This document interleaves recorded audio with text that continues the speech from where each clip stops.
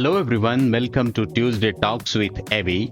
In this brand new series, every Tuesday at 5 p.m. Indian Standard Time, we dive into some of the most common and trickiest questions you will face in or have been asked in software and IT industry interviews. I will be picking a question each week, breaking it down, and giving you clear step-by-step explanations so you are more than ready to tackle them in the real world. I will also discuss the follow-up questions based on the main interview question. Whether you are gearing up for your first job interview, switching roles, or just want to brush up your skills, this is the place for you. So make sure to hit that subscribe button and let's get ready to ace those interview questions together.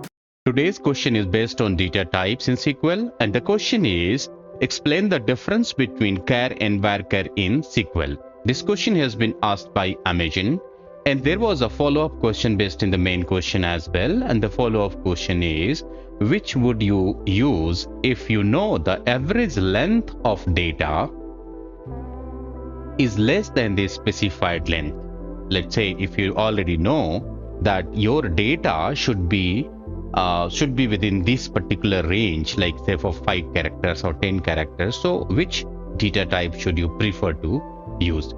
We are going to dive into this. We will explain the difference first on a basic level, and then we will also go to the advanced level of discussion to understand the complete difference between these two, and we will also answer the follow-up questions. Try to understand the intent first.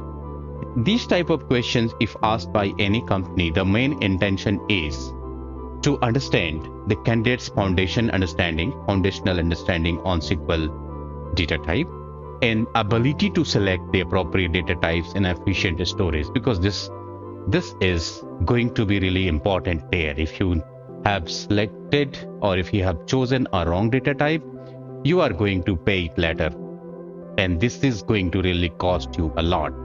It's a wise decision to select an appropriate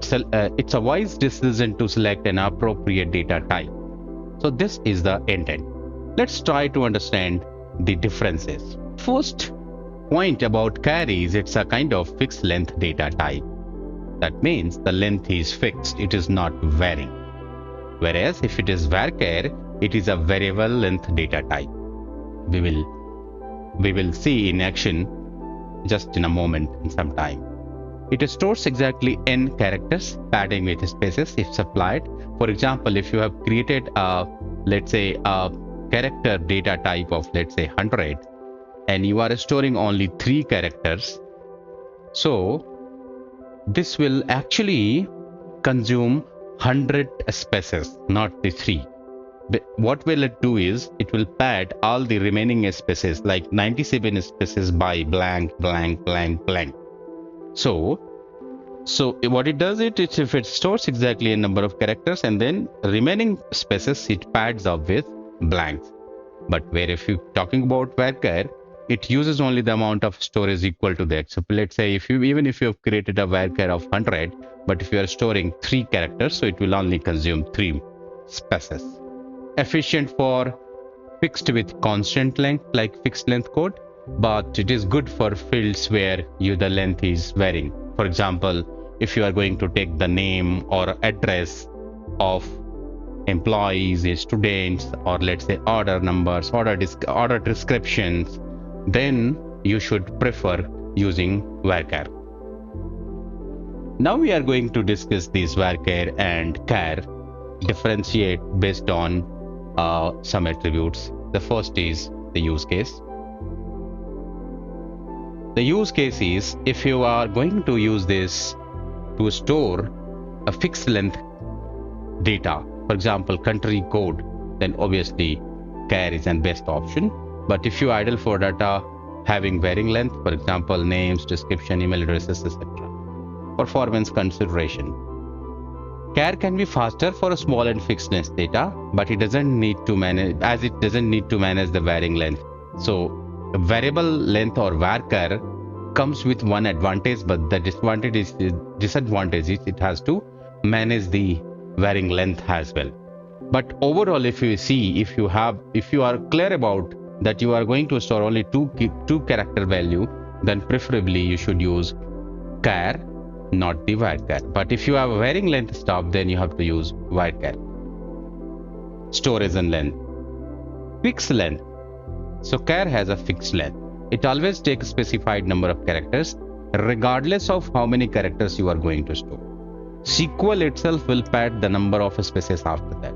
So if you have char 100, and if you are just storing three letters, 3 characters, so all 100 will be occupied, and remaining 97 will be padded with spaces. But if it is variable length, it uses as much space as you need. It doesn't need more spaces, right?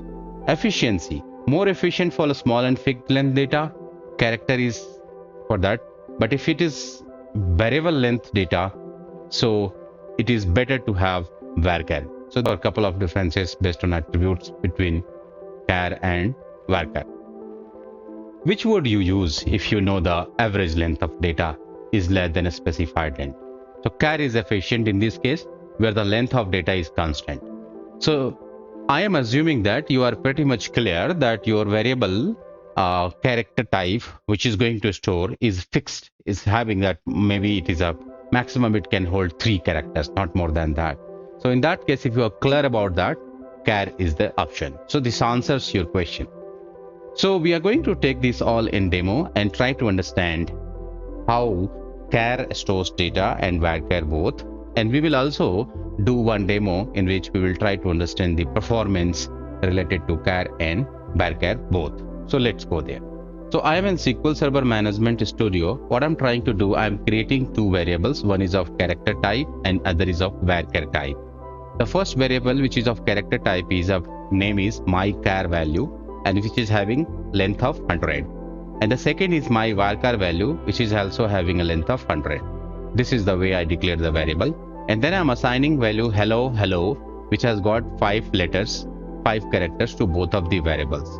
And then I'm going to print how much space they occupy. So let's see what happens. So as per the definition that we have learned, even if you are storing less values in char, it consumes as much space as you have specified. So ideally, the length should be 100 for char. That's what we are expecting. Let us see in this section. So I have selected this and executing this. Let's see that the char is taking 100, but the varchar is taking just 5 here. Make sense? Perfect. So this gives you an idea that if you are clear about the size, and you know that I only go to use, like say for example, we have seen that country code. So US, IN, DE, these are the country codes. So you can actually then use char value, but char type of variable. But if you are not clear about length of that variable, so you should go and use variable length of varchar type. Make sense? Now I'm taking you for another example wherein I'll try to explain you the performance of varchar and char, and this will give you the clear idea on why varchar is preferred when you have huge data. So if you're talking of huge data and varying length data, so I am creating char of 2000 type, 2000 size, field 1 and field 2 in a table called perf table 1, that is performance table 1. Let's create it. I have created the table.